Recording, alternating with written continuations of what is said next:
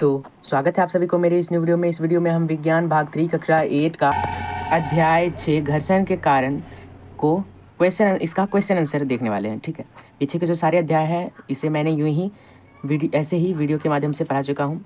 आप मेरे प्लेलिस्ट में जाके पीछे वाले अध्याय को देख सकते हैं। तो चलिए अध्याय पे चलते हैं बिना वक्त गवाए। तो ये रहा आपका अध्याय का क्वेश्चन आंसर। तो चलिए बिना वक्त गवाए क्वेश्चन आंसर इसका देखते हैं। तो आप लोगों में सबसे पहला जो क्वेश्चन है कि कौन सा बल गतिशील गेंद को मंद करता है, यानी कौन सा बल जो है वो गतिशील गेंद की गति को मंद करता है। मंद का अर्थ होता है धीरे। तो ऐसा कौन सा बल है? देखिए, जब आप अध्याय में पढ़े होंगे तो आपको पता चल गया होगा कि जो घर्षण बल होता है, ठीक है, जो घर्षण बल होता है वो गति का क्या करता है? विरोध करता है, ठीक है, रोकता है। तो इसका उत्तर हो जाएगा घर्षण बल। आप इधर लिख लें घर्षण बल, ठीक है। अब देखिए घर्षण बल क्या है, ठीक है, घर्षण बल क्या है।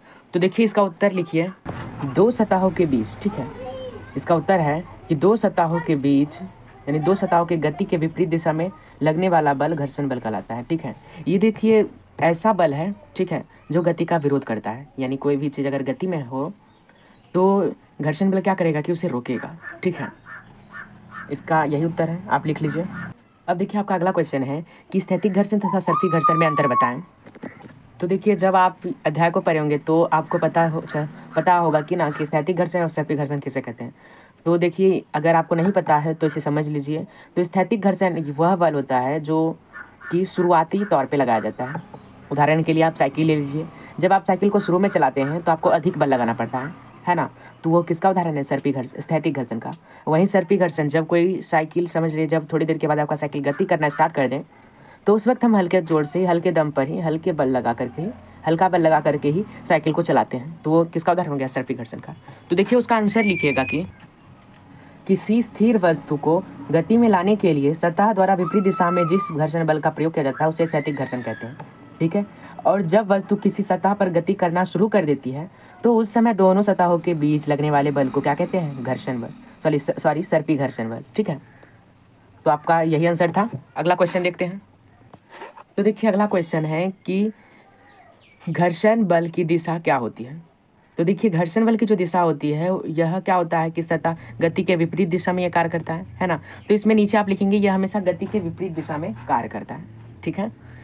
अब देखिए 5वां नंबर क्वेश्चन देख लेते हैं कि 5वां नंबर हमारा क्वेश्चन है जब गेंद को समान वेग पर फेंकेंगे तो गेंद क्यों। और उसके बाद क्वेश्चन है 3, ठीक है, कि जब हम समान वेग में फेंकेंगे, समान बल लगा करके, तब गेंद क्यों पक्की समतल सतह पर लंबी दूरी तय करती है। तो इसका उत्तर लिखिएगा कि क्योंकि पक्की दूरी पर घर्षण बल कम होता है, ठीक है। तो यहाँ लिखेंगे कि कम घर्षण बल के कारण, ठीक है। अब देखिए दूसरा क्वेश्चन है कच्ची सड़क पर कम दूरी तय करती है, ठीक है। पक्की सड़क पर लंबी दूरी तय की, लेकिन कच्ची सड़क पर कम दूरी तय करती है।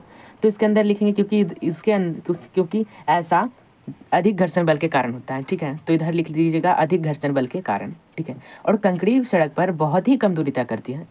तो इसका उत्तर लिखेंगे क्योंकि इसमें सबसे अधिक घर्षण बल लगता है। तो लिखिएगा इसके अंदर अत्यधिक घर्षण बल के कारण, ठीक है। तो ये एक शब्द वाले उत्तर थे। अब देखिए नीचे एक ऑब्जेक्टिव जैसा क्वेश्चन है। तो जब लिखा हुआ है क्वेश्चन कि जब एक वस्तु दूसरी वस्तु की सतह पर गति करती है तो कौन सी वस्तु घर्षण बल प्रदर्शित करेगी। तो देखिए आपको ऑप्शन देते हैं निचली वस्तु की सतह, ऊपरी वस्तु की सतह या दोनों, ठीक है। तो देखिए जो घर्षण बल हमेशा कार्य करेगा वो निचली वस्तु की सतह ही करेगी, ठीक है। अब देखिए अगला क्वेश्चन है हमारा लास्ट नहीं है 7 नंबर। तो खिलाड़ी द्वारा जूते में कांटे का प्रयोग क्यों किया जाता है। तो इसका आंसर लिखेंगे कि आप खिलाड़ी काफ़ी तेज़ दौड़ते हैं एवं खेलने में व्यस्त रहते हैं। इसी बीच खेलते समय खिलाड़ी ना फिसले इसलिए खिलाड़ी में कांटे का प्रयोग किया जाता है। दूसरा एक चीज़ और लिखेंगे कि घर्षण बल बढ़ाने के लिए, घर्षण बल बढ़ाने के लिए, ठीक है। क्यों लिखेंगे ये? तो देखिए जब हम कांटे का प्रयोग करते हैं तो घर्षण बल सबसे अत्यधिक हो जाता है, सबसे ज़्यादा हो जाता है, ठीक है। जिस कारण जब हम खेलने में व्यस्त रहते हैं तब हमारी पकड़ जो होती है वह मिट्टी में अच्छी रहती है, ठीक है, जिससे हम गिर नहीं सकते हैं दौड़ते समय। तो इसका आंसर यही था, आप इसे लिख लीजिए।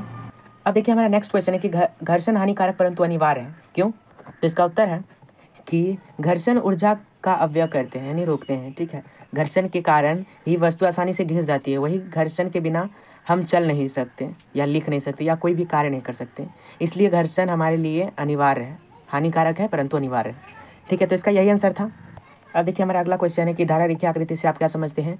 हवाई जहाज की आकृति नाव या जहाज की आकृति को विशेष यानी कि नाव या जहाज को विशेष आकृति क्यों प्रदान की जाती है। तो इसका आंसर है कि ऐसी आकृति जो हवा या पानी में चलाने में घर्षण कम लगे या लगाए, ठीक है, धारा रेखीय आकृति कहलाती है। ठीक है, जैसे हवाई जहाज या नाव को घर्षण कम करने के लिए, ठीक है, कम घर्षण में लाने के लिए इसका प्रयोग किया जाता है। ठीक है, इसे विशेष रूप इसलिए दिया जाता है ताकि जब यह पानी में या हवा में जाए तो क्या हो कि घर्षण बल सबसे कम लगे। ठीक है, तो इसका उत्तर यही था। अब देखिए हमारा अगला क्वेश्चन है कि खाली जगह को भरिए।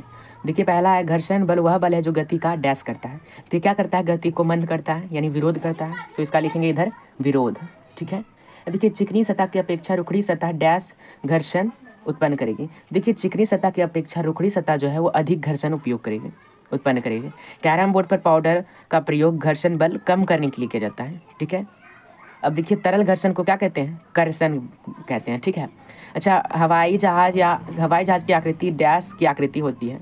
ठीक है, धारा रेखीय यानी हवाई जहाज की आकृति जो होती है वो धारा रेखीय होती है। ठीक है, जिससे हवा में कम घर्षण लगता है। ठीक है, तो इधर क्या लिखा जाएगा, धारा रेखीय आकृति। ठीक है, तो इसका उत्तर यही था। अब देखिए हमारा अगला क्वेश्चन है कि नीचे दिए गए कथन सत्य है या असत्य। ठीक है, तो आपको इसके अंदर बताना है कि यह कथन जो है सत्य है कि असत्य है।